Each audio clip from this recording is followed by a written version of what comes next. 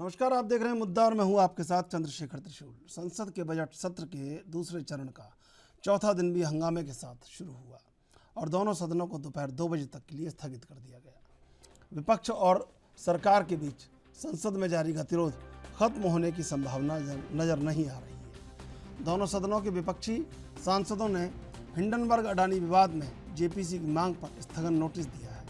नेता प्रतिपक्ष मल्लिकार्जुन खड़गे के कार्यालय में रणनीति बनाने के लिए विपक्षी नेताओं के संग बैठक भी की। कांग्रेस ने कहा है कि हिंडनबर्ग अडानी विवाद के मुद्दे पर जेपीसी की मांग पर विपक्ष एकजुट है और गुरुवार को विपक्ष सीबीआई की ओर मार्च करने और शिकायत एजेंसी को सौंपने की योजना बना रहा है। गौर हो कि कांग्रेस अध्यक्ष मल्लिकार्जुन खड़गे के नेतृत्व वाले विपक्ष ने टीएमसी को छोड़कर विपक्षी दलों को एकजुट रखा है। नेताओं के खिलाफ एजेंसियों के दुरुपयोग को लेकर खड़गे समान विचारधारा वाली पार्टियों के साथ बात कर रहे हैं और आम आदमी पार्टी और बीआरएस के नेताओं को इसके साथ खड़े होने के लिए प्रेरित कर रहे हैं। दोनों राजनीतिक दलों का कांग्रेस के साथ तालमेल नहीं रहा है, लेकिन शराब नीति पर एजेंसियों के दबाव में बीआरएस और आपको कांग्रेस के साथ लाखड़ा कर दिया है। खड़गे ने मौका देखते हुए कहा, जेपीसी के मुद्दे पर विपक्षी दल एकजुट हैं। तो इधर लंदन में दिए बयान पर घिरे राहुल गांधी भी आज लोकसभा पहुंच गए हैं, जो संसद में अपने बयान पर जवाब देंगे।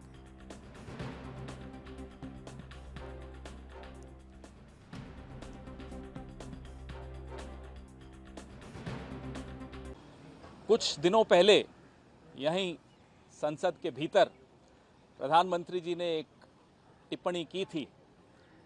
हम सब गलतफहमी से यह मान गए कि प्रधानमंत्री अपने लिए कह रहे थे। उन्होंने कहा था कि एक आदमी सब पर भारी हो। हमने सोचा वो अपने लिए बात कर रहे हैं, क्योंकि हमेशा प्रधानमंत्री अपने लिए ही ज़्यादा बात करते हैं, आई मी माई सेल्फ प्राइम मिनिस्टर। लेकिन अब समझ में आ रहा है कि वो टिप्पणी उन्होंने अपने लिए नहीं की थी, रिंग मास्टर गोगो के लिए की थी। कौन है ये ring master Gogo? Ring master Gogo उनके दोस्त हैं गौतम अडानी। ये टिप्पणी गौतम अडानी के लिए की थी। वो एक आदमी, वो एक दोस्त पूरे हिंदुस्तान पर भारी हो गया, हिंदुस्तान की कैबिनेट पर भारी हो गया, हिंदुस्तान की संसद पर भारी हो गया। और वैसे हम उनको धन्यवाद भी देना चाहते हैं गौतम अडानी जी को। गौतम अडानी जी की वजह से देश के नौजवानों को रोजगार मिला या नहीं मिला वो तो आप जानते हो। इस देश के कैबिनेट को जरूर रोजगार मिल गया, हर मंत्री को बोलने का मौका मिल गया। नहीं तो फीते भी प्रधानमंत्री काटते थे, श्रेय भी हर चीज का प्रधानमंत्री लेते थे। अब धन्यवाद हो गौतम अडानी जी का कि मंत्रियों को बोलने का मौका मिल रहा है। एक मंत्री थी, हैं अभी भी, जब वो गैस सिलेंडर पर बैठती थी यहां सड़कों पर, तब वो मंत्री नहीं थी। अब गैस सिलेंडर का दाम बढ़ जाता है तब नहीं बोलती, तब वो सिली सिली बातें करती रहती। गौतम अडानी पर जो ही बात आई उन्होंने भी कल प्रेस वार्ता की। कानून मंत्री, कानून के अलावा हर चीज पर बोलेंगे। आज उन्होंने भी मुंह खोला। तब नहीं मुंह खोला था जब उनके अपने राज्य में चीन घुसता चला आ रहा था। एक गांव बसा दिया चीन ने उनके राज्य में, तब नहीं बोले थे। आज वो भी बोले। जेपीसी की मांग गौतम अडानी पर, हिंडनबर्ग रिपोर्ट पर कांग्रेस जब भी करती है, ये ध्यान बटाने के लिए संसद भी नहीं चलने देते। ये इतिहास में पहली बार हो रहा है कि रूलिंग पार्टी संसद नहीं चलने दे रही। क्यों नहीं चलने दे रही? क्योंकि डर है कि संसद के भीतर रिंग मास्टर गोगो का कोई नाम नहीं ले ले। घबराहट इसी बात की है कि कहीं जेपीसी की मांग नहीं कर दे राहुल।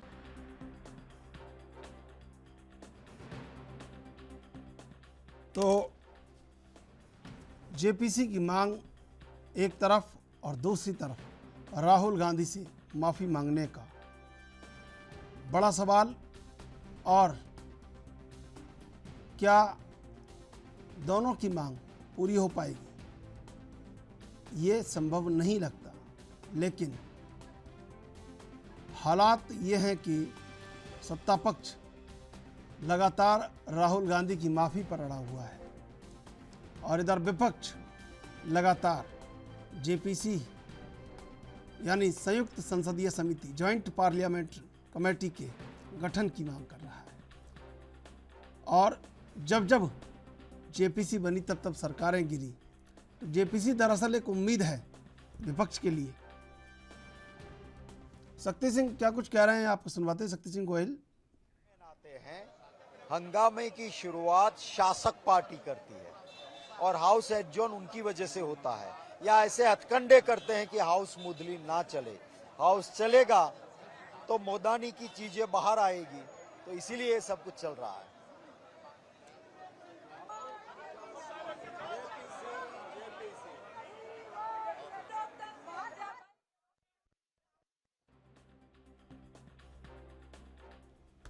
तो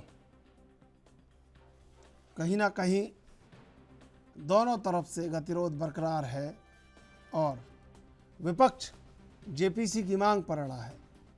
लेकिन टीएमसी और एनसीपी बड़े चेहरे छत्रपों के रूप में इन 16-17 पार्टियों में शामिल नहीं हैं। उधर आम आदमी पार्टी और बीआरएस यानी कि भारतीय राष्ट्र There was a JPC which went into the whole Arshad Mehta affair when Supreme Court was seized of Ketan Parikh's matter. In 2001, this parliament constituted a JPC to go into the entire Ketan Parikh affair. So therefore, these are two things on parallel tracks.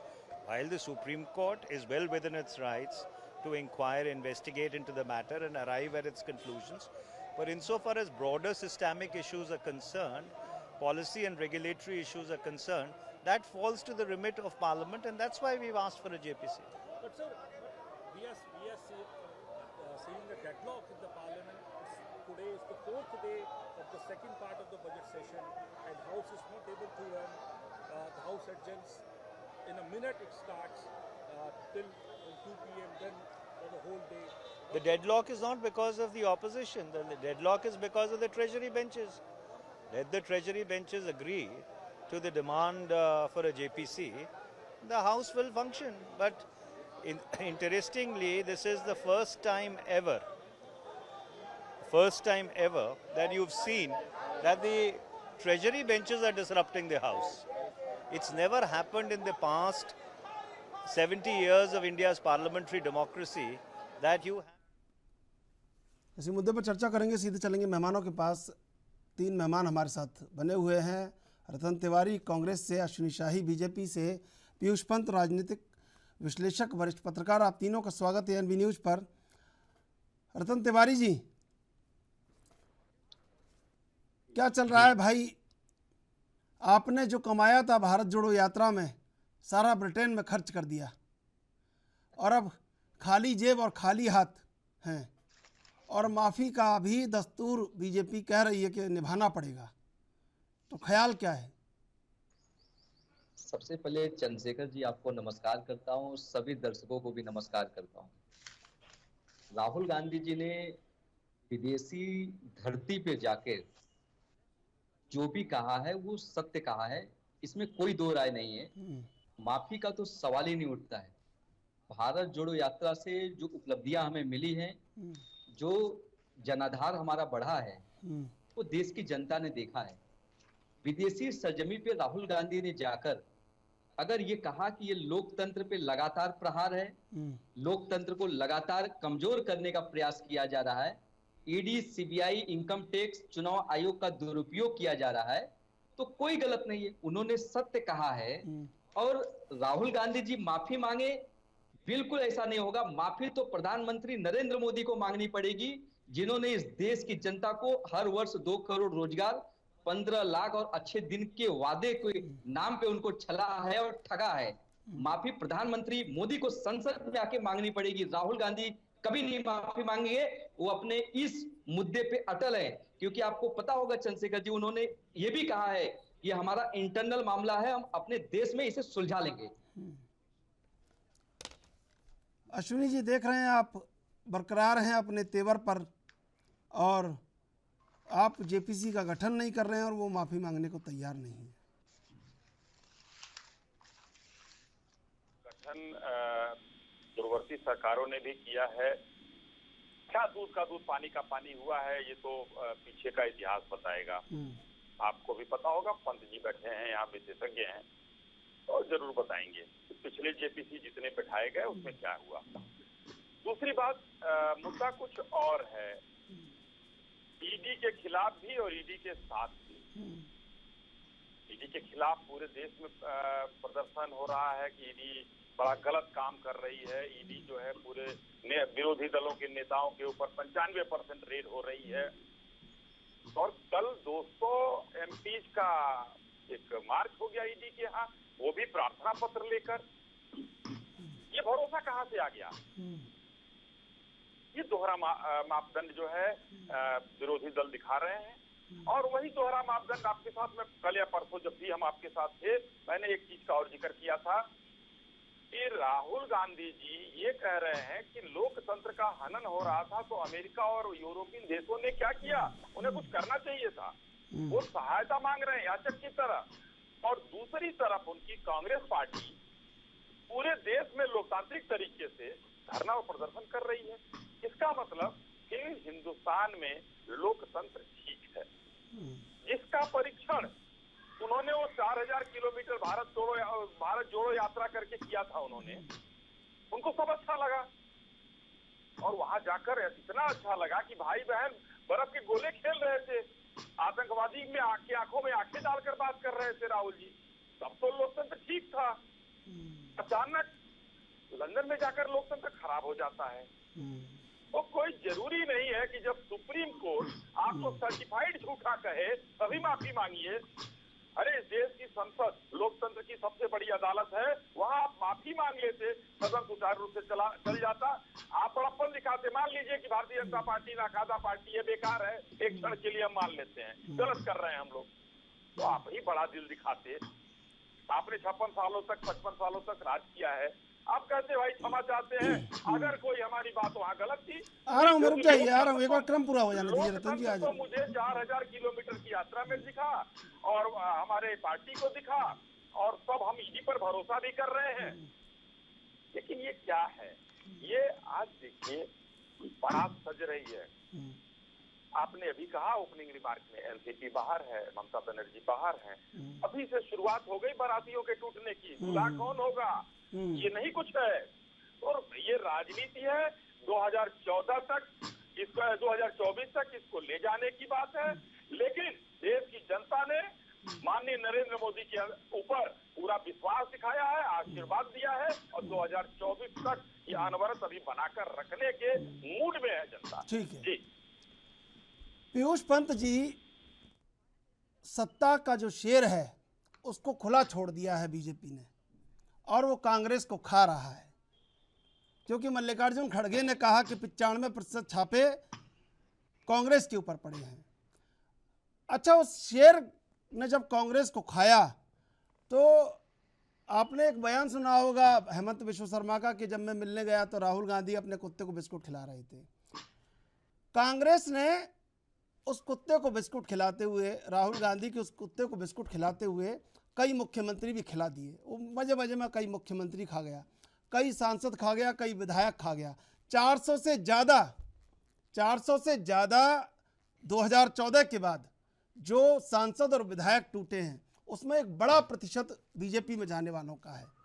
उधर सत्ता का शेर खा रहा है, इधर राहुल गांधी का कुत्ता कांग्रेस को खा रहा है। दोनों के बीच में कांग्रेस फंसी है। 138 साल पुरानी पार्टी है, इल्म नहीं है। बहुत सारे लोग भारत जोड़ो यात्रा में हमने देखे, बुद्धिमान, बुद्धिजीवी, बहुत सारे लोग, राजनीतिक विश्लेषक तमाम। क्या लगता है ऐसी स्थिति में जब मर्ज बढ़ता जा रहा है, इस मर्ज का इलाज क्या है? नहीं देखिए, मर्ज का तो वही है कि आपको सड़क पे उतरना होगा और भारत जोड़ो यात्रा जैसी यात्राएं करनी होंगी। और जो आपने लंदन में कहा है वो आपको कहना होगा, क्योंकि आपको साफ गोई के साथ बातें करनी होंगी, क्योंकि आपको लाग लपेट के साथ बातें नहीं करनी होंगी, क्योंकि आपका नुकसान होगा आने वाले समय में जो है। तो राहुल गांधी कम से कम जो है स्पष्ट रूप से ये बातें तो कर रहे हैं वो। और जहां तक ये बात कही जा रही है, मुझे लगता है कि भारतीय जनता पार्टी पूरी तरह जो है कि आपने कहा शेर खुला, तो अब जो है कांग्रेस जो है, भले ही उनके राहुल गांधी के कुत्ता जो है वो कांग्रेस को खा रहा हो बिस्कुट के माध्यम से, लेकिन निश्चित रूप से राहुल गांधी अब जिस तरह से दिखाई दे रहे हैं, तो कांग्रेस जो बीजेपी का शेर है, उसको कांग्रेस का कुत्ता जो है वो जो है कि जो है उसको गर्दन से पकड़ने की कोशिश कर रहा है। इसलिए छटपटाहट है शेर में, छटपटाहट है शेर में, और शेर परेशान है वो। क्योंकि देखिए ये बातें जो कही जा रही हैं जिसपे इतना हंगामा मच रहा है, वो एक स्थिति है जो आज हमारे देश की स्थिति है, इसमें कोई दो राय नहीं है। और राहुल गांधी ने जो बात कही उसको शायद भाजपा वाले पूरे उन्होंने देखा नहीं, सुना नहीं किस संदर्भ में है, और उससे एक टुकड़ा निकाल के, जैसे कि आदत है, आप जो है उसको प्रेस कॉन्फ्रेंस करते हैं, और याद उनके अंग्रेजी समझ में नहीं आती उनके, ये बात भी हो सकती है। उन्होंने पूरे परिप्रेक्ष्य में अगर आप देखें तो डेमोक्रेसी की बात करी और इंस्टीट्यूशन की बात करी, और उन्होंने ये कहा कि जो अमेरिका और यूरोप जैसे देश जो डेमोक्रेसी के झंडे बरदार हैं, वो इस चीज को नहीं देख पा रहे हैं। तो क्या कहीं ना कहीं कोई कॉर्पोरेट इंटरेस्ट है, क्या कुछ है? उन्होंने कहीं भी जो है कि हस्तक्षेप करने की बात तो कही नहीं है। अगर आप उनके उनकी बातचीत को सुने आप तो कहीं हस्तक्षेप की बात नहीं है। लेकिन उन्होंने जो ग्लोबल परिदृश्य में कहा, क्योंकि देखिए डेमोक्रेसी एक पूरा का पूरा कॉन्सेप्ट है, और जिसको पल्लवित पुष्पित करने में अमेरिका का और यूरोप का भी बहुत बड़ा हाथ रहा है। भारत में तो बाद में आई, जब हमने यहाँ पे जो है कि ब्रिटिश शासन को उखाड़ फेंका, उसके बाद हमने जो डेमोक्रेसी को अपनाया और वो डेमोक्रेटिक इंस्टीट्यूशंस को स्थापित किया हमने। लेकिन उसके पहले अमेरिका में, यूरोप में, ब्रिटेन में जो है कि वो ये आंदोलन चले, और उसके तहत जो है कि वहां पे उस तरह की संस्था बनी।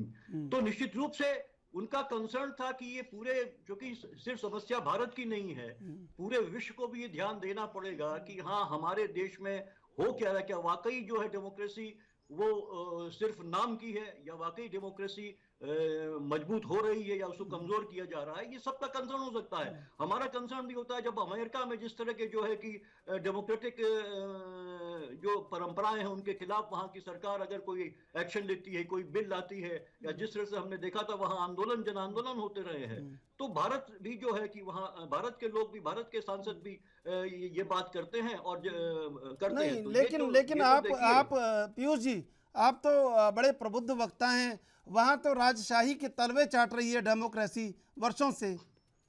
वो किस यूरोप से बात कर रहे हैं, वो किस यूनाइटेड किंगडम से बात कर रहे हैं, या किससे उम्मीद लगा रहे हैं? वहाँ तो तलवे चाट रही है डेमोक्रेसी मुद्दतों से, नहीं वहाँ राजशाही के। नहीं, राजशाही है वहां पे, राजशाही है वहां पे, लेकिन वो राजशाही है, नाम की राजशाही है वहां पे। सरकारें वहां चुन के आती हैं। पूरी हाउस ऑफ लॉर्ड और हाउस ऑफ रिप्रेजेंटेटिव जो दो हैं, जो हाउस ऑफ कॉमन्स जो दो हैं वहां पे, वो जो है वो चुन के आते हैं। हाउस ऑफ कॉमन्स में वो चुन के आते हैं, चुनाव होते हैं, जनता चुनती है। और जिस तरह हमारे यहाँ प्रेसिडेंट है, वहां पे वो वहां पे किंग है या क्वीन है, जो कभी तक क्वीन थी अब किंग है वहां पे। वो टाइटुलर हेड है वहां पे, ठीक है। वो बहुत वो पावर उसके पास है नहीं उस तरह से, तो जैसे हमारे यहाँ प्रेसिडेंट है, हमने वो प्रेसिडेंट का। लेकिन आपने देखा कैसे ऋषि सुनक से पहले मेलिंडा को इस्तीफा देना पड़ा। आपने देखा कितने दबाव में आ गई थी वो, नीतियों को प्रभावशाली बनाने के चक्कर में उन्हें लगा कि नहीं हो पाएगा।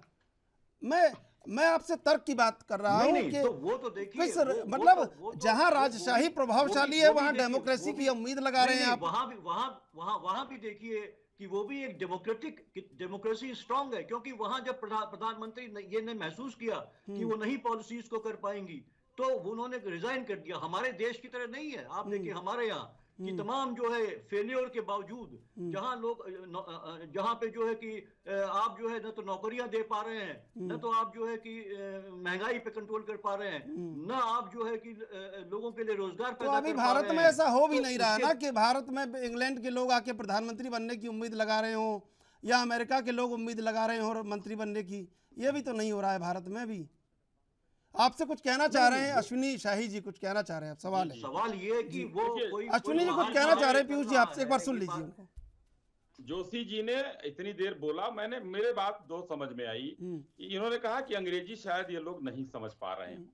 हाँ, एकदम सही बात है। एओ ह्यूम द्वारा स्थापित पार्टी के लोग, अंग्रेजों के क्राउन की शपथ लेने वाले लोग अंग्रेजी समझते हैं, हम लोग हिंदी समझते हैं, क्योंकि आप लोगों के द्वारा ही मीडिया चैनलों पर, अखबारों में उसका हिंदी अनुवाद भी बताया गया है, सोशल मीडिया पर बताया गया है, और अभी उसी पर चर्चा भी आप कर रहे हैं कि क्या लोकतंत्र ब्रिटेन में बैठकर अगर यहाँ पर हनन हो रहा है तो यूरोप और अमेरिका से वो क्या चाहते हैं, कौन सी सहायता चाहते हैं। और वही मैं बात कर रहा हूं कि जो 4000 किलोमीटर वो चले उसमें उन्होंने जो भी बोला उसका जवाब भारतीय जनता पार्टी ने राजनीतिक रूप से दिया। इतना कभी तो हमने माफी मांगने की बात नहीं की थी। अगर हमारे घर में लड़ाई है तो हम लोकतांत्रिक रूप से लड़ेंगे और लड़ना चाहिए, जो अभी परसों इन्होंने राजभवन का घेराव करके किया है। लेकिन तीसरे को पक्ष बनाना, तीसरे से उम्मीद करना कि हमको वो कहा थे भारत में, हिंदुस्तान में लोकतंत्र का हनन हो रहा, लेकिन उसके बाद भी सेलेक्टिव, 1 मिनट में बोलूंगा तिवारी जी, सेलेक्टिव हिमाचल प्रदेश में लोकतंत्र सही है, और वहीं बगल में जो है उत्तर प्रदेश हमारे बगल में आता है, लोकतंत्र खराब है। राजस्थान में सही है, मध्य प्रदेश में खराब है, गोवा में खराब है, केरल में सही है। ये कौन सा सेलेक्टिव है लोकतंत्र का? अरे लोकतंत्र खराब होगा तो पूरे देश में खराब होगा। और वो लोग ये बात कर रहे हैं जिनको सदन से पूरे सत्र के लिए लोकतंत्र के की हनन के लिए निकाला जा चुका है। इंदिरा जी को सजा मिली थी इस लोकतंत्र के लिए, और लोकतंत्र की हत्या उन्होंने की। वो लोग आज लोकतंत्र बचाने की बात कर रहे हैं, वो अपने आप को बचाने की बात कर रहे हैं, अपने भ्रष्टाचार को बचाने की बात कर रहे हैं, वो अपने गिरती हुई साख को बचाने की बात कर रहे हैं, वो अपनी डूबती हुई नैया को बचाने की बात कर रहे हैं, क्योंकि हिंदुस्तान मजबूत होता जा रहा है। और मोदी जी के हाथों में, मोदी विरोध करते करते, मैं अगर इजाजत देंगे तो एक लाइन और बोल के अपनी बात खत्म करूंगा। अडानी जी का नाम लेते हैं, मैं प्रवक्ता नहीं हूं अडानी का, लेकिन मुझे भी गर्व है कि टाटा, बिरला, अंबानी, अदानी, हमारे इस देश के लोग आगे बढ़े। हमने कभी सवाल नहीं उठाया कि 94 नंबर का अंबानी 2 साल में 2005 से लेकर 2007 में 5वें नंबर पर कैसे आ जाता है। हमने सवाल नहीं उठाया, व्यापारी है, उन बढ़ गए, लेकिन ये सवाल उठा रहे हैं। तो भाई आप एक काम, कल एक राष्ट्रीय प्रवक्ता कांग्रेस के एक चैनल पर गुरदीप सप्पल जी थे, नाम लेता हूं तिवारी जी, सुनिएगा ध्यान से, बड़े अच्छे प्रवक्ता हैं, मैं मानता हूं, हृदय से इज्जत करता हूं। मैंने 2 सवाल किए उनसे, जवाब नहीं दे पाए। मैंने कहा कि आप छत्तीसगढ़, राजस्थान, अश्विनी जी, रतन तिवारी जी, राहुल गांधी को किसी ने बताया नहीं क्या कि वहाँ पर राजशाही है और डेमोक्रेसी वहाँ पर किस तरह से है? यूरोप में बताया नहीं किसी ने। आप जानकारी या तो पूरी दीजिए, और अधूरी जानकारियों से दरअसल हो क्या रहा है। देखिए मैं आपको बता दूं, पीयूष पंत जी भी कह रहे थे कि स्टैंड पर कायम रहना चाहिए। अच्छी बात है, कायम रहना चाहिए जहां भी आप बोलें, लेकिन इसी यात्रा में चीन के स्टैंड पर पीछे हटना पड़ा आपको, अगर आपको याद हो तो। पहले आपने चीन की तारीफ की, बाद में पीछे हटना पड़ा। अब इसके बाद आप कह रहे हैं कि माफ़ी नहीं मांगेंगे, ऊपर से आदेश आया होगा कि नहीं मांगेंगे, तो आपने कह दिया है, आपका कोई दोष नहीं है। लेकिन किससे उम्मीद लगा रहे भाई, किससे? जो पूरी दुनिया की मातृभूमि के माओ के कंगन गिरवी रख रहा था अपनी कंपनी भेजकर, आप उससे उम्मीद लगा रहे हैं। जहां राजशाही है आप उससे उम्मीद लगा रहे हैं, वहां नाम मात्र का लोकतंत्र है। किससे उम्मीद लगा रहे हैं? उम्मीद आप जिससे लगा रहे हैं उससे कम से कम ये जानना भी तो जरूरी है किससे लगा रहे हैं और क्यों लगा रहे हैं। मैं आपको जवाब देता हूँ। राहुल गांधी जी ने कभी विदेशी जमीन पे जाके कभी ये गुहार नहीं लगाई कि हमारा लोकतंत्र खतरे में, आइए हमारी मदद करिए। उनके भाषण को आप पूरी तरीके से सुनेंगे तो आपको ये समझ में आएगा। उन्होंने यही कहा है कि हमारे यहाँ लोकतंत्र पे प्रहार हो रहा है, लोकतंत्र खतरा है, लेकिन हमारा ये इंटरनल मामला है, मुझसे सुलझा लेंगे।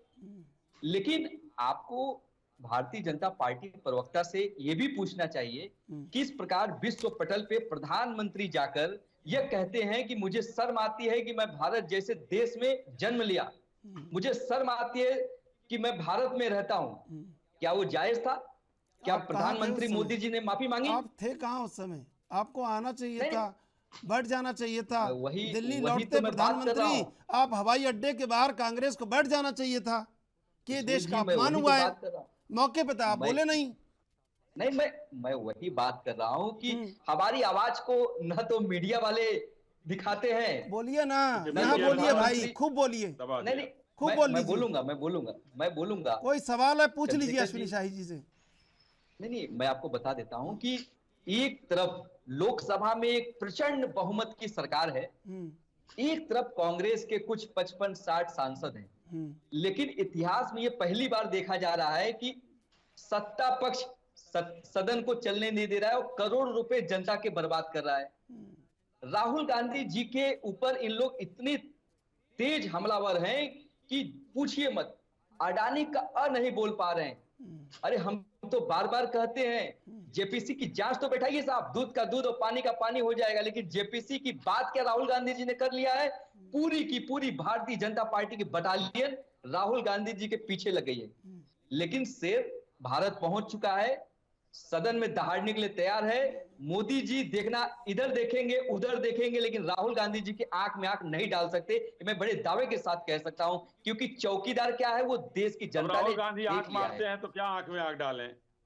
आपको मारते हैं सदन में। देखिए कि अब पूरे देश ने देखा है। तिवारी जी, आपने अगर नहीं देखा है तो उस विलक्षण जो क्षण था, वो अद्भुत क्षण था, उससे आप महरूम हो गए। अरे पूरे देश ने तो ये भी देखा है, प्रधानमंत्री मोदी जी ने बेटी पढ़ाओ बेटी पढ़ाओ तक बोला है पीयूष जी, और पूरे देश ने देखा आपके चाणक्य को कि सदन में आंख मार पास करने के बाद 10वीं में एडमिशन कराएंगे तो स्कूटी देंगे। ठीक है भाई पीयूष पंत जी, क्या लग रहा है कि मौजूदा हालात में कांग्रेस नहीं लगता आपको कि 4 कदम आगे बढ़ती है, 8 कदम पीछे हटती है, फिर 4 कदम आगे बढ़ती है, फिर 8 कदम पीछे हटती है? आप जो कह रहे हैं बड़ी प्रेरणा का सूत्र बता रहे हैं इनको कि आगे बढ़ना चाहिए, लेकिन वो जब पीछे हटना, बिल्कुल ऐसा लगता है कि ये क्या हुआ। चीन वाले बयान पर भी कहीं ना कहीं उन्होंने उसकी मरहम पट्टी की। क्या लग रहा है कि अभी जो हालात हैं कांग्रेस उस पर अड़ी रहेगी? नहीं, देखिए कांग्रेस जो है कि निश्चित रूप से कहीं न कहीं थोड़ी सी जो है कि अभी वो एक उपाभोग की स्थिति में चल रही है निश्चित रूप से। लेकिन राहुल गांधी एक रास्ता उसमें से निकालने की कोशिश कर रहे हैं, और अगर वो चीन वाला स्टेटमेंट जो है उन्होंने दिया और ये उन्होंने रियलाइज किया कि चलो गलती हुई है, तो उन्होंने उसको जो है अगर माफी भी मांग ली, माफी नहीं, अगर उन्होंने उसको बदल दिया स्टेटमेंट, तो इसमें कोई बड़ी बात नहीं, अच्छी बात है। अगर एक नेता इसको स्वीकार करता है कि उससे गलती हुई और वो उसको मान लेता है। मोदी नहीं है। मोदी जी क्या करते हैं? मोदी जी तो यही मानते हैं कि वो जो कह रहे हैं वो जो है कि रामबाण है भाई, वो जो कह दिया तो कह दिया। आप उनकी आलोचना करिए तो देखिए क्या परिणाम होता है। मोदी जी, आप देखिए आज रिजिजू जी से जब प्रेस कॉन्फ्रेंस करे तो सवाल किया गया कि मोदी जी ने जिस तरह से चीन में, साउथ कोरिया में जिस तरह की बात कही थी कि मेरा तो जन्म ऐसे जगह हुआ, मुझे बड़ा शर्म आती थी कि जहां जो है इस तरह की, इस ऐसे देश में मैं पैदा हुआ हूं जहां पे इस तरह की बात कोरिया में, तो ये क्या देश का अपमान नहीं है? इससे बड़ा अपमान क्या होगा? अभी चंद्रशेखर जी आपने ये कहा कि कांग्रेस ने, फिर आप कहां थे, आपने क्यों नहीं हल्ला बोला, क्या नहीं किया? तो देखिए कांग्रेस एक लिबरल पार्टी है, एक उदारवादी पार्टी है। कांग्रेस ये मानती है कि अभिव्यक्ति की आजादी है। अगर व्यक्ति ऐसा कहता है तो व्यक्ति छोटा होता है, न कि देश छोटा होता है। क्योंकि जो हमारी लोकतांत्रिक परंपराएं हैं उसमें आपको आजादी मिली है, आपको उसको रिव्यू करना होता है। ये बहुत बड़ी बात मोदी जी ने कही। उन्होंने कहा 70 साल मतलब मुझे शर्म आती है। अरे शर्म आती है तो आप क्यों रह रहे हैं? आप ये क्या, आपने देश को बदनाम नहीं किया क्या वहां जाके? आपने कोरिया में देश को बदनाम नहीं किया जाके? क्या की लोग कहते थे अरे एक ऐसी जगह पैदा हो गए, अरे कहां पैदा हो गए। इससे कौन बदनाम हो रहा है? कांग्रेस थोड़ी हो रही थी, वहां की सरकारें नहीं हो रही थी, देश हो रहा था, बर्बाद हो रहा था। वाजपेयी जी की सरकार थी 70 साल में, आप अपनी सरकार को भी लांछन लगा रहे हैं, इसके मतलब है। तो ये इस पे कोई नहीं सवाल उठा रहा है, क्योंकि ये मान के चलते हैं बीजेपी वाले कि मोदी जी जो है जो कहते हैं सब सही कहते हैं। यही खड़गे जी ने सही कहा कि आप प्रधानमंत्री हैं देश के, आप ईश्वर नहीं है, खुदा नहीं है आप। ये जो एक अहम मोदी जी के अंदर आ गया है। और अब जब देखिए जिस तरह से वो ये जो हिंडनबर्ग की रिपोर्ट आई और अडानी की उसमें भूमिका ये साफ साफ दिखाई दे रही है क्या है। उनके जिस तरह से शेयर गिर रहे हैं पूरे ग्लोबल लेवल पे हो रहा है, किस तरह से उन्होंने तरीके से अब कंपनियों में जो है कि पैसा इधर से उधर किया गया है, वो चीजें आ रही हैं। तो मोदी जी को आपको देखना चाहिए, जब भाषण दे रहे थे वहां पे, थैंक्स जो दे रहे थे अभिभाषण पे जो है राष्ट्रपति के, जो मोदी जी जिस तरह से थे, उनकी वो जिस तरह से एकदम आंखें उनकी भर आई थी, तो ये वही था कि वो कॉर्नर हो गए थे। जो अपनी गलती का एहसास उनको था, लेकिन वो मान स्वीकार करने को तैयार नहीं है। आप जेपीसी कर दीजिए ना, ठीक है, जेपीसी है, कोई अभी जो है कि ये कहे जा रहा है कि जेपीसी का तो हर्ष देखा है, तो इसमें दिक्कत क्या है? हर्ष यही होगा कि क्लीन चिट मिल जाएगी, तो आप डर क्यों रहे हैं? वहां पे जो सदस्य है उनको जांच करने दीजिए, सारी रिपोर्ट सामने आने दीजिए, संसद में डिस्कशन होने दीजिए, इसमें डर किस बात की है आपको? तो संसद चलने दीजिए। अब आप दूसरा मुद्दा ले आए, क्योंकि ये मीटिंग हुई भारतीय जनता पार्टी की, अरे राहुल गांधी ने ये कह दिया, ये तो मसाला मिल गया, अब घेरो, इसी पर जो है पार्लियामेंट मत चलने दो। तो ये स्ट्रेटजी आपकी अगर है तो इस ऐसे थोड़ी चलेगा। आप इस तरह चलाते रहिए, सारा जो देश सिर्फ आप ही कहेंगे वैसा ही देश है, आप जो कहें तो देश सही है, और दूसरा कोई कहे, अपने अपने विचार अभिव्यक्त करे तो देश का अपमान हो गया। ये देखिए, इस तरह का दोहरा मानदंड नहीं चलता है चंद्रशेखर जी। सबको आजादी है बोलने की। मोदी जी ने खुद उनकी स्पीचेस देख लीजिए, चीन में गए थे, वो लिटरली वो हाथ फैला रहे थे, आप उनका वीडियो देख लीजिए। चीन में वो चीन 18 बार जा चुके, उन्होंने कहा मैं तो यहाँ मांगने आया हूँ। जब वो मुख्यमंत्री थे गुजरात के, उन्होंने कहा मैं मांगने आया हूँ सहायता चीन से, आप इन्वेस्ट करो, मुझे दो। लिटरली आप भीख मांग रहे थे। तो क्या वो क्या जो है मैं जवाब ले लेता हूँ, नहीं था? मैं जवाब ले लेता हूँ अश्विनी जी।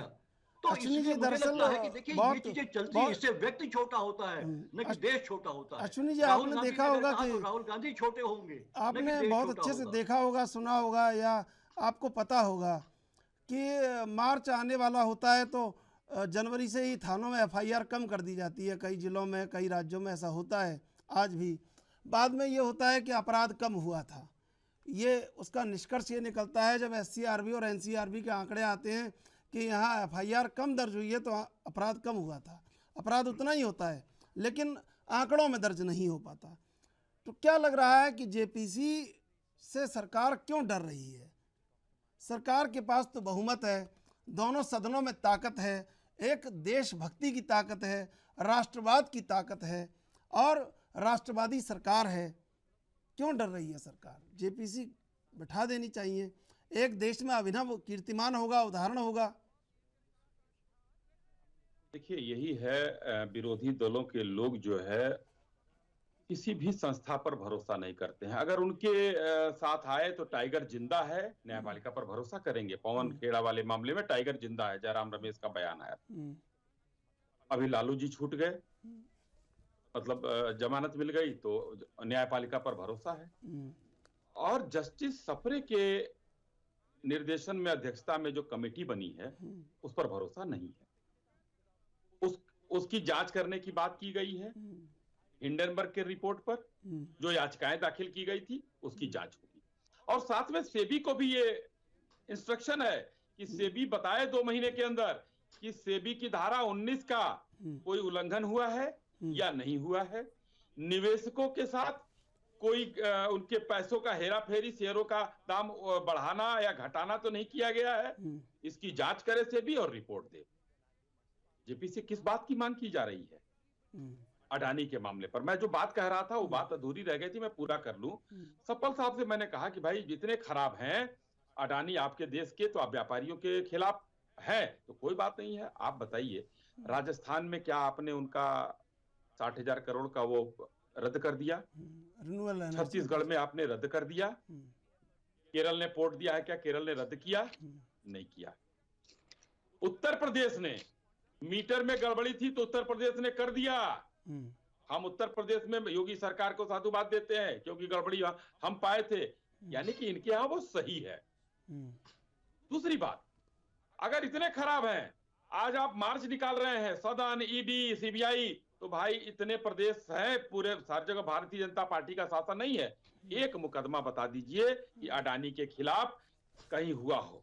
राज्यों के पास इतने अधिकार हैं, उनके पास भी अपना विजिलेंस है, इंटेलिजेंस है, पुलिस है। कम से कम हाई कोर्ट के जज के उसमें तो एक बना सकते थे कमेटी कि भाई जांच करो, सुप्रीम कोर्ट भेजो और ये गलत है, इसको पकड़ के जेल में भेजा जाए। दूसरी बात, एक बार फिर मैं राहुल गांधी जी के बयान पर आता हूं, और पंत जी जो आप इतनी बात कह रहे थे, मैं एक बार फिर से उसको दोहरा देता हूं, मैंने खोजा है। जर्नलिस्ट एसोसिएशन नाम के संगठन की ओर से आयोजित कार्यक्रम में राहुल जी ने कहा, यदि यूरोप से 3 या 4 गुना बड़े देश में लोकतंत्र खत्म हो जाता है तो आप कैसे रिएक्ट करेंगे। ये था, असल में भारत में ऐसा हो चुका है, यानी भारत में लोकतंत्र खत्म हो चुका है, लेकिन आप लोग प्रतिक्रिया नहीं दे रहे हैं। अब बताइए ये कौन सी बात है। लोकतंत्र समाप्त हो रहा है और इसकी रक्षा का दावा करने वाले अमेरिका और यूरोप चुपचाप देख रहे हैं। ये सहायता मांगना हुआ या नहीं हुआ? अब इसको आप कैसे समझे? नहीं, सुन लीजिए, मैं इसलिए बता रहा हूं, आप लोगों ने तो समझा प्रधानमंत्री जी ने सफाई वाला, डॉक्टर, नर्स, घोड़े वाला, टैक्सी वाला, एम्बुलेंस ड्राइवर, सबके लिए, सबके सम्मान में ताली, थाली, घंटी बजाने के लिए कहा था। आप लोगों के बात समझ में आ गया, पूरा देश में आप लोगों ने कहा कि मोदी जी ने कोरोना भगाने के लिए कहा है, वो तो समझ में आ गया आपके, लेकिन ये समझ में नहीं आया। और दूसरी बात का जवाब देकर अपनी बात समाप्त करना चाहूंगा। पंत साहब, नटवर सिंह जी की किताब पढ़ लीजिए, वो इसमें कटोरा लेकर वो वित्त मंत्री कांग्रेस के विदेशों में भ्रमण करते रहते थे, उसको ठीक से, आप पढ़े लिखे व्यक्ति हैं, कुछ कहना इससे ज्यादा जायज नहीं है। जो आप चीन की बात कर रहे हैं, आज हिंदुस्तान इतना आत्मनिर्भर हो चुका है, हो सकता है आप लोगों को हंसी आए, हो सकता है आप मजाक उड़ाएं, आज 40 देशों में हिंदुस्तानी रुपए से व्यापार करने की लगभग सहमति बन चुकी है। 8 देशों में, जिसमें जर्मनी, इजराइल सब हैं, उन्होंने अकाउंट भी खोल दिए हैं। रसिया, सऊदिया, इन लोगों ने अकाउंट, वो क्रोप्टो या क्या कौन सा अकाउंट होता है वो खोला, बेस्ट्रो अकाउंट क्या होता है, खोला जाता है। रुपया और उनके उसमें डॉलर का पर्याय बनाने की तैयारी है। आप आइए, आप तो पढ़े लिखे लोग हैं, पढ़ते हैं, वो अलग बात है कि अंतरात्मा से ना बोलें, लेकिन हिंदुस्तान इतना आत्मनिर्भर हो चुका है। जिस चाइना की बात आप कर रहे हैं, जिस पाकिस्तान की आप बात करते थे, पाकिस्तान के सदन में देखा गया है कि किस तरीके से उनका मंत्री कांपता हुआ कह रहा है कि आज अगर नहीं छोड़ेंगे अभिनंदन को तो मोदी आक्रमण कर देंगे। हमने नहीं कहा, पूरे विश्व की मीडिया ने चलाया। तो आज और वही मनमोहन सिंह जी थे, सेना तैयार खड़ी थी, मनमोहन सिंह जी ने कहा नहीं, आक्रमण नहीं होगा, सेना का मनोबल तोड़ने का काम किया, सेना पर सवाल उठाया, पुलवामा पर सवाल उठाया। जब कहीं भी कुछ होता है तो एक सवाल कांग्रेस उठाकर खड़ा कर देती है, न्यायपालिका पर सवाल उठाती है। चुनाव आयोग, टीएन शेषन साहब थे, याद होगा आपको पंत साहब, बहुत शानदार चुनाव, हम लोगों ने चुनाव आयुक्त का नाम ही सुना टीएन शेषन साहब के बाद, लेकिन उन्होंने कांग्रेस का अरे बड़ा मान मर्दन कर दिया, अब 3 होंगे, उसके बाद उन्होंने 3 बनाया, ये हमारे लिए सही करेंगे। नहीं, उससे पहले बनाया था, ठीक, उससे पहले बनाया था, पेरिस्वामी के समय बनाया था। नहीं, टीएन शेषन साहब के साथ बनाया था सर, शायद उससे पहले बनाया, उससे पहले पेरिस्वामी के समय, पेरिस्वामी के समय बनाया था। ये मोदी जी की बैटालियन है, तो कांग्रेस पेरिस्वामी के समय तो थे। हाँ, जब पेरिस्वामी चुनाव आयुक्त थे, तब दो अतिरिक्त चुनाव आयुक्त बनाए गए, तो कांग्रेस के समय ही बनाया गया था। तो ये किसी संस्था पर इनको भरोसा नहीं। ईडी की बात, सीबीआई की बात करते हैं, सीबीआई में 73 लोगों के ऊपर छापा पड़ा इनके यूपीए के सरकार में, 4000 करोड़ का राजस्व बरामद हुआ, और आज जितना हुआ 1,04,000 करोड़ का राजस्व बरामद हुआ है, रुपया, पैसा, संपत्ति सब मिलाकर। क्या कहते हैं, कन्विक्शन रेट खोजते हैं ये लोग। लालू प्रसाद कहते हैं कुछ नहीं बरामद हुआ, क्या वो छूट गए? आज भी सुप्रीम कोर्ट का केस चल रहा है। गोभी गमले में नहीं उग रही है अब, एक बार जेल जाने के बाद। पेंटिंग फिर दोबारा नहीं बिकी। एयर इंडिया को एंटोनी साहब की पत्नी ने जो बेचा था, और राजीव गांधी की पेंटिंग फिर कोई नहीं खरीदा, जिससे सोनिया गांधी का इलाज कराया गया था तथाकथित। सारे भ्रष्टाचार, न खाऊंगा न खाने दूंगा, ये है। और सबका साथ, सबका विकास और सबके विश्वास पर सरकार चल रही है। पीयूष पंत जी, देखिए, देश को सामने लाके खड़ा कर दिया है भाजपा ने, और जब भी कोई बात है तो देश आगे है। अडानी ने भी अपने बयान में कहा कि ये देश को तोड़ने की साजिश हो रही है, और दरअसल जो करना होगा देश के भीतर ही करना होगा। कांग्रेस को भी ये बात समझनी होगी, क्योंकि जैसे ही उस लक्ष्मण रेखा को पार कर जाएंगे तो पता है आपको कि मारिच तो मारा जाएगा, लेकिन आप जाल में फंस जाएंगे। तो उस दीवार के भीतर ही कहीं ना कहीं अगर कांग्रेस आक्रामक रहे तो मुझे लगता है ज़्यादा उचित है। बाकी आप विश्लेषण कीजिए, क्या लगता है कि उस दीवार के पार शायद खतरा ज़्यादा है कांग्रेस के लिए, क्योंकि लोग भावनात्मक देखिए होते हैं चंद्रशेखर जी, देश के। देखिए चंद्रशेखर जी, हिम्मत आपको करनी होगी तो आपको दीवार के पार भी फांदना पड़ेगा। देखिए, अगर आपको वस्तु दिखानी है तो आपको सीमाओं को तोड़ना होगा आपको, और आपको नए कीर्तिमान जो है स्थापित करने होंगे आपको, क्योंकि जो हालात बन रहे हैं आप देखिए, जो अभी अश्विनी जी कह रहे थे, तो मुझे लगता है कि जब भारतीय जनता पार्टी वाले लोग कॉर्नर हो जाते हैं तो सीधे जो है कांग्रेस के इतिहास में चले जाते हैं। तो क्या भारतीय जनता पार्टी जो कहती थी कि जिसका नारा था कि हम जो है बेहतर हैं, हम एक बेहतर प्रशासन देंगे, बेहतर शासन देंगे, चेहरा चाल और चरित्र की बात करते थे, तो क्या अपनी तुलना वो क्या कांग्रेस के भ्रष्टाचार से करेंगे? क्या अपनी तुलना कांग्रेस ने जो डेमोक्रेटिक इंस्टीट्यूशन पे नुकसान पहुंचाया उससे करेंगे? तो ये तो मुझे लगता है कि उनकी असफलता है। और ये क्योंकि ये नए मानदंड जो है, ये नए मानदंड ये जो है कि बना नहीं पाए, स्थापित नहीं कर पाए, बल्कि उसके दुगना, कांग्रेस के भ्रष्टाचार से दुगना भ्रष्टाचार हो रहा है।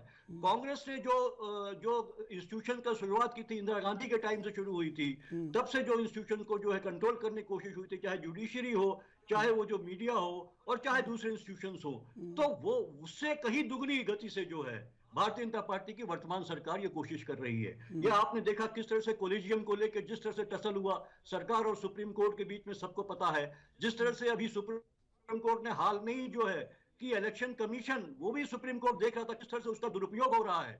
आप रातों रात एक जो है मेंबर को बना देते हैं, उसमें प्रक्रिया को जो है शॉर्ट करके उसको पूरी तरीके से 24 घंटे के अंदर ही जो है आप बना देते हैं, उसको कर देते हैं अपने खास आदमी को। उसी तरह से आप जो है जिस तरह से इलेक्शन कमीशन को आप बुला लेते हैं, वहां के लोग पीएमओ आते हैं, ऐसा होता नहीं है। देखिए, वो एक जो है कि ऑटोनोमस बॉडी है, और वो वहां पे जो जिसको भी जाना होता है तो सरकार का प्रतिनिधि जाता है वहां पे, लेकिन कभी जो है कि इलेक्शन कमीशन का प्रतिनिधि मेंबर नहीं जाता। ये भी हुआ है। अपने हिसाब से जो है कि चुनाव की तारीखें तय की जाने लगी हैं। ये हमने गुजरात और हिमाचल के संदर्भ में देखा, पिछली बार भी, इस बार भी देखा है। तो ये तमाम चीजें हो रही है, तो कहीं ना कहीं भाजपा कांग्रेस से कहीं आगे है। तो ये जस्टिफिकेशन नहीं मिलता है भाजपा को कि आप सब सही कर रहे हैं। आप बेहतर करें तो अच्छा है, आप और डेमोक्रेटिक इंस्टीट्यूशन को पल्लवित करें, पुष्पित करें तो बेहतर है, आप जुडिशरी को स्ट्रांग बनाएं तो आपको वाहवाही मिलेगी। लेकिन अगर आप वो जो कांग्रेस के मानदंड है भ्रष्टाचार के, जो उनके जो है कि लोकतांत्रिक संस्थाओं को खत्म करने के उनके जो मानदंड बन चुके हैं, उनको उससे आगे बढ़ के आप और गोल पोस्ट और आप आगे बढ़ा रहे हैं, और आप आगे जाके उसको कर रहे हैं, तो ये तो आपके ऊपर भी आलोचना होगी। फिर तो आपको कहना पड़ेगा, और आप अपनी आलोचना को अगर देश से जोड़ देंगे तो मुझे लगता है ये बहुत ही ज्यादा लोगों की समझ, लोगों की अभिव्यक्ति, और उसमें बहुत बड़ा प्रश्न चिन्ह है। डेमोक्रेसी किससे जुड़ती है? लोगों से बनती है। ये लोकशाही है, यहाँ लोग हैं, उनके अधिकार, उनकी जो मान्यताएं हैं, वो जो कहते हैं, वो जो आलोचना करते हैं सरकार की, उसका सम्मान होना चाहिए। न कि जो है कि आप देखिए, आप जो है कि पूरे अब मोदी जी जो है हर बार कह देते हैं 135 करोड़ जनता ने चुनने भेजा है। अरे 135 नहीं भेजा भाई, आपको कुछ लोगों ने भेजा है। हाँ, मेजोरिटी में आप लेके आए हैं, आपको 40 से 45 से 50% लोगों ने भेजा है, लेकिन बाकी 50% लोगों ने नहीं भेजा है आपको। यही तो नेगेटिव सोच है आप लोगों की, इस तरह का। जी हाँ, है, निगेटिव नहीं है ये। सर आपको अगर कोई आईना दिखाएगा तो नेगेटिव होंगे। क्षमा के साथ बीच में बोल रहा हूँ कि अगर 140 करोड़ लोगों में 40 करोड़ नहीं भेजा है तो है तो प्रधानमंत्री 140 करोड़ के। ये पॉजिटिव सोच रखते हैं हम लोग, आप लोग नेगेटिव सोच रखते हैं। जो भी देश का प्रधानमंत्री पूरे देश का है, इसीलिए पूरे देश को ये अधिकार है कि वो प्रधानमंत्री की आलोचना कर सके। अगर प्रधानमंत्री सही नहीं कह रहा तो पूरे देश को अधिकार है। उसमें वो लोग भी 60% जिन्होंने वोट नहीं दिया है, उनका भी ये अधिकार है, क्योंकि देश का प्रधानमंत्री है। यही खड़गे जी ने कहा कि आप प्रधानमंत्री हैं, आप खुदा नहीं हैं, आप ईश्वर नहीं हैं। यही उन्होंने समझा ही नहीं अपने आप को। तो ये खुदा तो कांग्रेस के अध्यक्ष ने ये खुदा बताया था, अहम था, Indira is India, India is Indira, जो हिटलर ने कहा था अपने लिए। किसने कहा था? वो अहम नहीं है। माननीय प्रधानमंत्री जी स्वयं सरल व्यक्ति हैं, कहते हैं 140 करोड़ लोगों का प्रतिनिधि हूँ, प्रधान सेवक हूँ, ये कहते हैं। वो ये नहीं कहते हैं कि मोदी इज इंडिया और इंडिया इज मोदी। कहने के लिए है। आपने राज्यसभा में सुना था, मैं अकेला एक हूँ, आप अकेले उन्होंने कहाँ हैं? अकेले आपके साथ इतने जवाब सांसद दिया हैं, था। 56 इंच आपके के साथ सांसद चौकीदार हैं। इतने भाषा का जवाब दिया था उन्होंने। और जनता ने इंदिरा इतने इंदिरा सांसद इंदिरा नहीं कहा था। जनता ने इतने सांसद भेजे हैं मोदी जी के साथ, तब वो प्रधानमंत्री बने हैं। वो कहते हैं मैं अकेला हूँ और मैं अकेला सब पे भारी पड़ूंगा। ये क्या है? ये वही तो एरोगेंस है ना, वही एरोगेंस है जो आपको कहीं ना कहीं आपको लगता है कि, और उनके तमाम आप स्टेटमेंट देख लीजिए, मंत्रियों के स्टेटमेंट देख लीजिए, सांसदों के देख लीजिए कि मोदी जी तो खुदा है, मोदी जी भगवान है। आप उठा के देख लीजिए अभी आर्काइव में जाके, कितने सांसद मिल जाएंगे आप। ठीक है, पार्टी के अध्यक्ष ने कहा कभी एक बयान दिखाइए पार्टी अध्यक्ष का? इंदिरा जी को तो पार्टी के अध्यक्ष ने कहा था। तो मैं तो वही कह रहा हूँ ना। रतन तिवारी जी, रतन तिवारी जी, कांग्रेस से कांग्रेस ना, आप कांग्रेस बनिए, अपने स्टैंड पर कायम रहेगी। कांग्रेस के इतिहास में तो बहुत से बेरंग है, लेकिन आप उन रंगों को मत अपनाइए। आप एक अच्छे रंग लेके आइए, सामने लेके आइए, जनता का कल्याण हो, यहाँ लोकतंत्र फले फूले। सिर्फ दिखावे के मुकाबला करने के लिए हनुमान जी को भी मैं अब जवाब देना चाहता हूँ। जवाब ले लीजिए भाई अश्विनी जी, जवाब ले लीजिए। रतन जी का अश्विनी जवाब। जी, आप इतनी अडानी और मोदी जी की तारीफ करेंगे तो हमारी भी तो सुनिए। अगर सरकार की आलोचना करना गलत है तो सारे के सारे जो कवि हैं उन्हें जेल में डाल दीजिए। क्यों प्रधानमंत्री मोदी के खिलाफ कोई कविता नहीं लिखेगा? अगर प्रधानमंत्री मोदी की आलोचना करना गलत है तो सारे पत्रकारों को जेल में डाल दीजिए, उनके ऊपर देशद्रोह का मुकदमा दर्ज करवा दीजिए कि प्रधानमंत्री की कोई बुराई नहीं करेगा। आप लोग तानाशाही की तरफ जा रहे हैं। आपको बता दूं कि हेमंत बिस्वा शर्मा जी के ऊपर ईडी की जांच चल रही थी, येदियुरप्पा के ऊपर ईडी की जांच चल रही थी, और हमारे महाराष्ट्र के मुख्यमंत्री नारायण राणे के ऊपर ईडी की जांच चल रही थी। अचानक वो भारतीय जनता पार्टी जैसे पवित्र गंगा में वो शामिल हो जाते हैं और चले जाते हैं, डुबकी लगा लेते हैं, और सारी की सारी ईडी, सीबीआई, सारी एजेंसियां उनके खिलाफ बंद हो जाती हैं। क्यों भैया ऐसा? आपको सिर्फ विपक्ष के ही नेता दिखाई देते हैं? उनके ऊपर फर्जी मुकदमा डालो, उनको तकलीफ दो, उनकी आवाज को दबाओ। ये देश देख रहा है अश्विनी जी। आप देश को नहीं गुमराह कर सकते। आपने अब तक 9 साल तक देश को गुमराह किया, रोजगार देने के नाम पे, महंगाई कम करने के नाम पे बहुत बड़े बड़े वादे आपने किए हैं, लेकिन आज सही मायने में आप पूरी तरीके से विफल रहे हैं। आज 400 का सिलेंडर 1100 रुपया पहुंच गया। उसके बाद आप राष्ट्रवाद, हिंदुत्व के नाम पे जनता को बहका रहे हैं और गुमराह कर रहे हैं। आप जनता के बीच में जाएंगे तो आपको जनता ही आपको जवाब देगी। आप महंगाई के मुद्दे पे आए थे, अच्छे दिन के मुद्दे पे आए थे, रोजगार देने के मुद्दे पे आए थे, लेकिन आपने किया क्या? सिर्फ हिंदू मुसलमान, हिंदू मुसलमान, हिंदू मुसलमान, हिंदू मुसलमान, हिंदू मुसलमान, ये क्या चालू है आपके? आपकी सरकार ने इस देश में सिर्फ नफरत और भय का माहौल बनाया है। आपको अपनी गलती एक्सेप्ट करनी पड़ेगी, और मैं बार बार कहता हूं कि जेपीसी की जांच बैठानी पड़ेगी। राहुल गांधी जैसा शेर अब दहाड़ने के लिए संसद भवन में आने वाला है, इंतजार करिए आप। अश्विनी तिवारी जी जवाब ले लीजिए। देखिए तिवारी जी, महंगाई और उसकी बात आप करते हैं, अच्छी बात है। आपको क्या पता है यूपीए सरकार की 1 और 2 का इन्फ्लेशन रेट क्या था? एवरेज इन्फ्लेशन रेट आपको? अश्विनी जी, मुझे पता है, आप मुझे मत समझाइए। मुझे पता है जब हमारी सरकार थी तो आपके प्रधानमंत्री कहते थे जब डॉलर मजबूत होता है, रुपया कमजोर होता है तो प्रधानमंत्री पद की गरिमा गिरती है। अब क्या हो रहा है? कहां गई गरिमा? ये आप झूठ बोलते हो, जोरदार बोलते हो, ये देश की जनता के सामने सर मत करो। अश्विनी जी थोड़ा जवाब ले लीजिए, जवाब तो देश महंगाई के मुद्दे पे बात करना चाहता है। जोश हाई है, लेकिन जवाब ले लीजिए। तिवारी जी, इन्फ्लेशन रेट आपका एवरेज 10.4 का था, और भारतीय जनता पार्टी 2014 से जब से सरकार में आई है उसका एवरेज इन्फ्लेशन रेट 4.5 से नीचे। महंगाई क्या है, कैसे है, वो जान लीजिए। आप हमेशा इस चीज को कहते रहते हैं कि प्रधानमंत्री जी ने ये कहा, प्रधानमंत्री जी ने, हमारे प्रधानमंत्री, हमारे नहीं, देश के प्रधानमंत्री।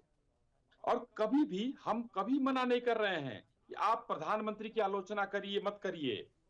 4000 किलोमीटर आपके नेता जो आप शेर दहाड़ने आ रहे हैं, अक्सर दहाड़ते, अभी 52 मिनट दहाड़ के गए हैं और विदेश में जाकर कहते हैं माइक बंद कर दिया जाता है, तो वही शेर फिर से आ जाएंगे, तो देखा गया है। तो उनका कहीं भी, चाहे वो कन्याकुमारी से चले और श्रीनगर तक, कुछ भी आलोचना किए, हम लोगों ने कुछ कहा? कभी कुछ नहीं कहा। हाँ, राजनीतिक विरोध जरूर करते रहेंगे क्योंकि हम एक दूसरे के परस्पर राजनीतिक विरोधी हैं, लेकिन अगर वही इतना कहने के बाद जाकर विदेश में झोली फैलाते हैं कि आप लोग मदद क्यों नहीं कर रहे हैं, लोकतंत्र वहां पर हनन हो रहा है।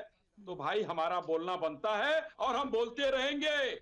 और राहुल गांधी को नहीं, उनके जैसे 365 नेताओं को, एक आम सांसद हैं और कुछ नहीं, ना पार्टी का अध्यक्ष हैं आपके, ना संस्थापक हैं, एक आम सांसद हैं, उनको इसीलिए राहुल गांधी जी के नाम से तिलमिलाए रहते हैं आप लोग। किया जा सकता है, उनसे माफी मंगवाएंगे और मांगनी पड़ेगी, देश को बेइज्जत चलो और हम देख बदनाम लेते हैं, आप लोग की पूरी बटालियन को देख लेंगे। नहीं नहीं, देख क्या पूरी लेंगे, मोदी सरकार को विशेषाधिकार देख लेंगे, समिति के माफी सामने मंगवा के निशिकांत दिखाइए। दुबे पेश हो चुके अभी हैं जा भाई। रहे हैं, पेश हो चुके हैं अभी हाँ। तो विशेषाधिकार समिति और के सामने आपने पेश हो सबूत चुके नहीं हैं। रखे हैं अभी तक पीयूष पंत जी।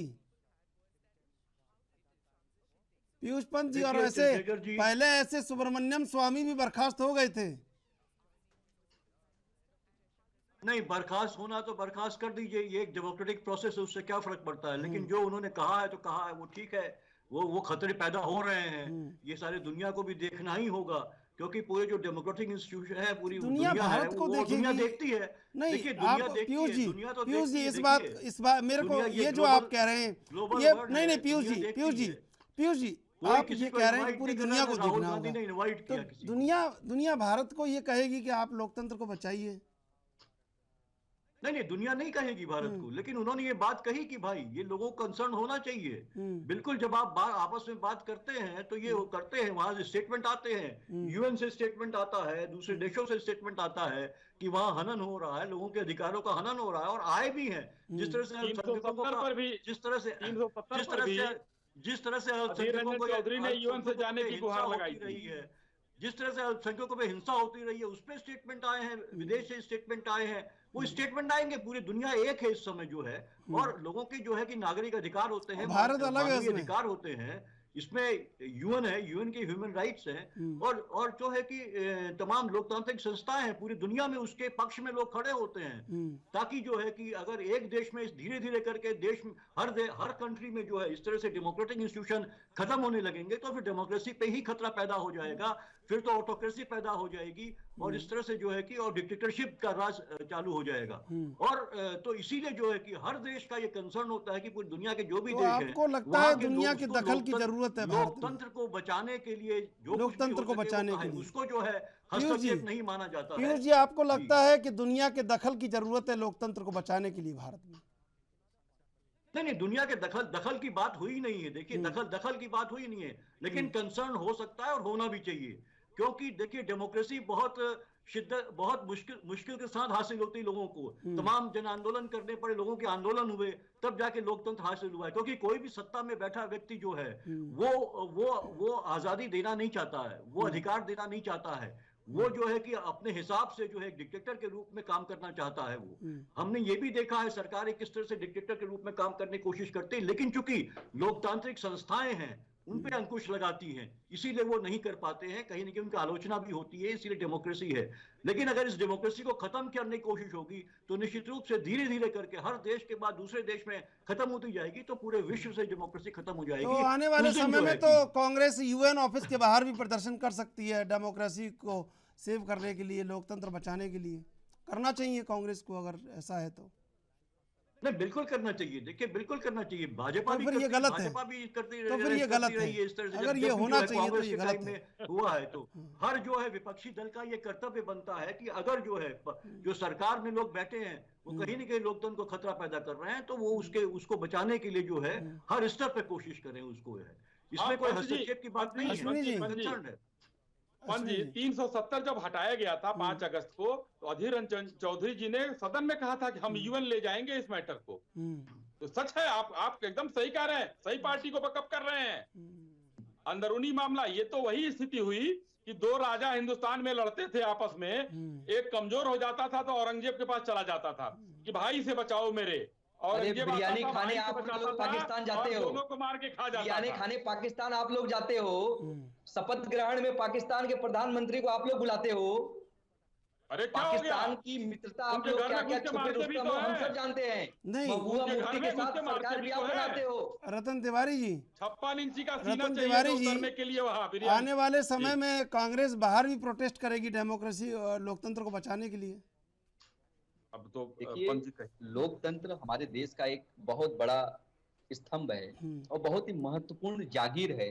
ये कांग्रेस पार्टी ने ही संविधान को सींचा है, उसकी रक्षा आज तक करती आई है। संविधान को अगर चोट पहुंचेगी, संविधान को अगर ठेस पहुंचेगी, तो कांग्रेस पार्टी का हर छोटे से छोटा नेता, बड़ा सा बड़ा नेता संविधान को बचाने के लिए सड़क से लेकर संसद तक आंदोलन करेगा। मैं प्रधानमंत्री की आलोचना नहीं करता, लेकिन प्रधानमंत्री के ये हिटलरशाही, तानाशाही रवैये और कार्य प्रणाली का मैं आलोचना करता हूं, विरोध करता हूं।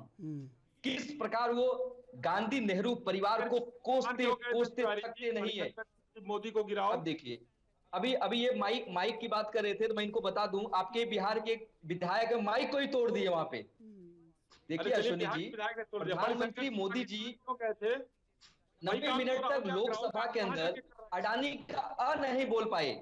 जेपीसी इसलिए नहीं बैठा रहे हैं क्योंकि जेपीसी की जांच अगर बैठेगी, प्रधानमंत्री मोदी ही कटघरे में चले आएंगे। राहुल गांधी जी ने भारतीय जनता पार्टी पूरी की पूरी सरकार को बैकफुट पे ढकेल दिया है। ठीक है, इसके लिए पूरी भाजपा, ठीक है, अपना अपना विश्लेषण है, अपना अपना मत है, लेकिन जो हो रहा है वो दोनों तरफ से कहीं ना कहीं एक ऐसा मंच होना चाहिए जहां पर दोनों अपनी बात कह सकें, और उसके लिए दीवार के पार जाना जरूरी नहीं है। अश्विनी शाही जी, रतन तिवारी जी, पीयूष पंत जी, आप तीनों का धन्यवाद डिबेट में जुड़ने के लिए। शायद कांग्रेस जो बात कह रही है, बीजेपी उसके सामने देश की बड़ी दीवार खड़ी कर दे रही है, और इस बात को कांग्रेस समझ नहीं पा रही है और मुद्दा भावना में चला जाता है। इसलिए कांग्रेस को भी समझना होगा कि विपक्ष कैसे एकजुट हो और कैसे सत्ता को आईना दिखाने का काम करे, और ये शायद अभी बड़ा वक्त लगेगा। बहरहाल देश विदेश की ताज़ा तरीन खबरों के लिए आप देखते रहिए एनबी न्यूज।